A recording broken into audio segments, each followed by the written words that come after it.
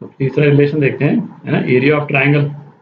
उसको ट्राइंगल के साइड्स और एंगल के टर्म्स में हम लिखेंगे। तो एरिया ऑफ ट्राइंगल को हम डेल्टा से रिप्रेजेंट करते हैं। ठीक है, एरिया ऑफ ट्राइंगल ये क्या है, half of base into height होता है। इस ट्राइंगल की हाइट यदि अपन वर्टेक्स ए से लें तो ये हाइट हो गई। ठीक, तो हाफ ऑफ बेस, बेस क्या हो गया, ए हो गया, और हाइट जो है वो क्या है, सी साइन बी है, सी साइन बी। तो इस रिलेशन को आप देखें तो इसमें क्या है, बेसिकली दो साइड्स और उसके बीच का एंगल। ठीक है, और इसी तरह से डिपेंडिंग ऑन हाइट, हम जैसे अब की बार तो हमने हाइट जो है ए वाले वर्टेक्स से ली, यदि बी वाले वर्टेक्स से यदि हम हाइट लेते तो दूसरा रिलेशन आ जाता।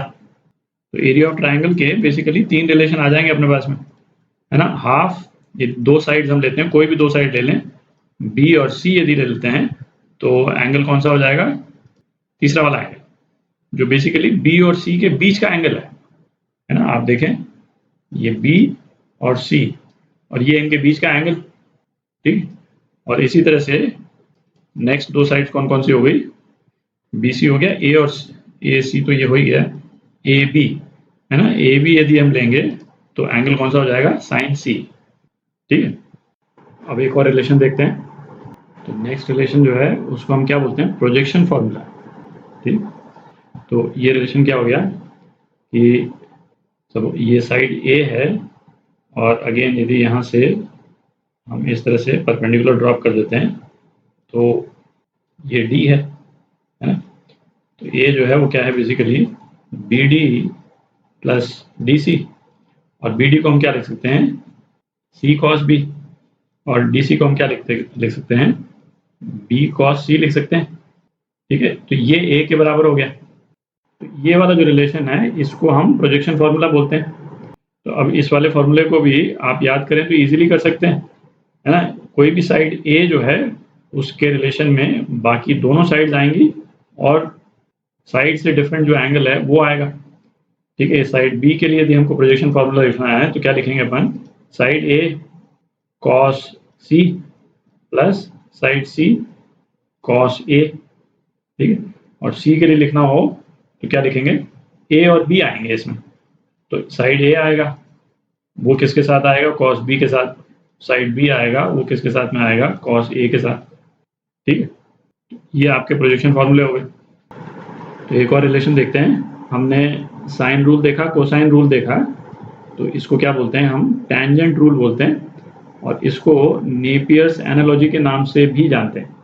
ठीक है, तो टेंजेंट रूल जो है वो क्या है, tan, सपोज कोई दो यदि हम एंगल ले लें, b minus C by two, ये किसके बराबर होगा, b minus C upon B plus C into cot A by two. ठीक, अच्छा, इसी तरह से हम बाकी एंगल्स के रिस्पेक्ट में भी tan का रिलेशन लिख सकते हैं। भाई यदि tan का यदि हम a minus C by two यदि हम लिखना चाहें तो ये क्या हो जाएगा, a minus C upon A plus C into cot, जो बचा हुआ एंगल है, बचा वाला एंगल कौन सा है, b, तो कॉट b बाई टू। ठीक है, और इसी तरह से हम tan b minus C by two, है ना, उसका रिलेशन भी लिख सकते हैं। तो पहला वाला रिलेशन है, इसको प्रूव करते हैं। बाकी रिलेशन बिल्कुल एग्जैक्टली सिमिलरली आप प्रूव कर सकते हैं। तो इसमें हम, है ना, ट्राइंगल को यूज नहीं करते हैं। ये वाला रिलेशन सीधा आपका जो साइन रूल है, साइन रूल से भी प्रूव हो जाएगा। ठीक है, करते हैं उसको। तो इस तरह के, है ना, कई रिलेशंस अभी आएंगे, है ना, प्रूव करने के लिए। ये तो एक स्टैंडर्ड रिलेशन है जो अपने को प्रूव करना है, बट नॉर्मली अपना तरीका यही होगा कि जहाँ पे भी ट्राइंगल की साइड्स दे रखी हों तो हम कोशिश करेंगे कि साइड्स को हम एलिमिनेट कर दें। तो हमारे पास में एक प्योरली ट्रिग्नोमेट्रिक रेशियो से रिलेटेड रिलेशन आ जाएगा। ठीक है, और वो ट्रिग्नोमेट्रिक रेशियोज के जो अपन ने रिलेशंस जो अभी तक अपन ने स्टडी किए हैं उनको यूज करके अपन जो भी एक्सप्रेशन प्रूव करना है उसको प्रूव कर सकते हैं। ठीक है, तो यहाँ पे हमारा एम क्या है, बी और सी को एलिमिनेट करना। ठीक, तो वो हम साइन रूल को यूज करके कर सकते हैं। भाई साइन रूल क्या हो जाएगा, बी अपॉन साइन बी, ये सी अपॉन साइन सी के बराबर है, और ये हमको मालूम है 2r के बराबर था। ठीक है, जिसको हम कोई एक कांस्टेंट k भी बोल सकते हैं, ये r इटसेल्फ रेलेवेंट नहीं है इस केस में। तो b क्या हो जाएगा, k साइन b, और c हो जाएगा k साइन c। तो इसको अपन क्या लिख सकते हैं, k sine b minus sine c, और नीचे क्या हो जाएगा, k sine b plus sine c हो जाएगा, ठीक है, इंटू कॉट a बाई 2। अच्छा, k जो है वो कैंसिल आउट हो गया, तो sine b minus sine c ये क्या हो जाएगा, twice sine b minus c by 2 into cos b plus c by 2।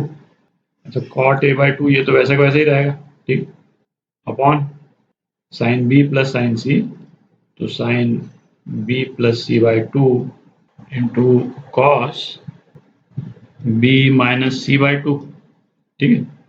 तो ये 2 कैंसिल आउट हो गया, sine b minus c by 2 cos b minus c by 2, तो ये क्या आ गया, tan b minus c by 2, ठीक है।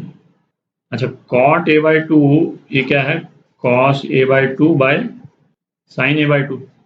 अच्छा, ऊपर, अच्छा cos b plus c by 2 ये क्या हो जाएगा, साइन a बाई 2 हो जाएगा, है ना, दिख रहा है भाई, a प्लस बी प्लस सी ये किसके बराबर है, ये 180 के बराबर है, ठीक है।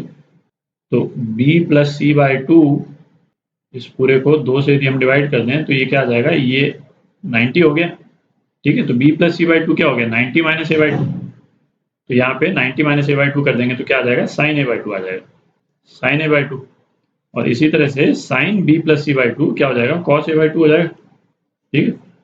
तो ये दोनों भी, ये टर्म्स कैंसिल आउट हो गई, हमारे पास में क्या आ गया, tan b minus C by 2, ठीक है। तो ये आपका tan रूल है, ठीक। अगले वीडियोस में कुछ एग्जाम्पल करेंगे।